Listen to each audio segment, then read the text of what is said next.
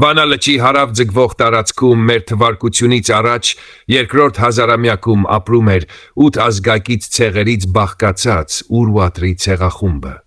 Սակայն հենց այս ցեղախումբն էր, որ Ասորեստանի դեմ քարելով ստեղծեց հայկական լեռնաշխարհի հնագույն պետությունը։ Այն ասորական արձանագրություններում կոչվում է Ուրարտու, իսկ աստվածաշնչում Արարատ թագավորություն։ Ուրարտական պետության հիմնադիրը եղել է Արամեն։ Մեր թվարկությունից առաջ 849-843 թվականներ։ Նրա օրոք Ասորեստանի Սալմանասար երրորդ թագավորը 3 անգամ արշավում է Ուրարտուի վրա և տանում է զգալի ավար ու գերիներ։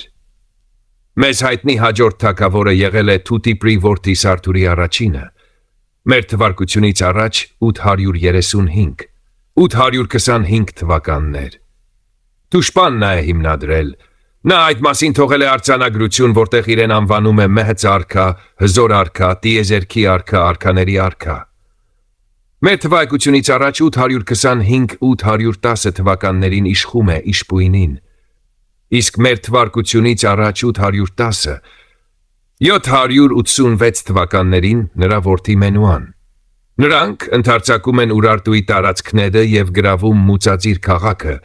որը դառնում է հոգևոր կենտրոն։ Արաքսի հովիտ հասած Մենուան Արարատի հյուսիսային փեշերին կառուցում է Մենուախինիլի քաղաքը, իսկ արևմուտքում նվաճում է հայաբնակ Ուրմե, Տարոն, Արխիկ երկրները, Ուփա և Մելիդ հայկական իշխանությունները։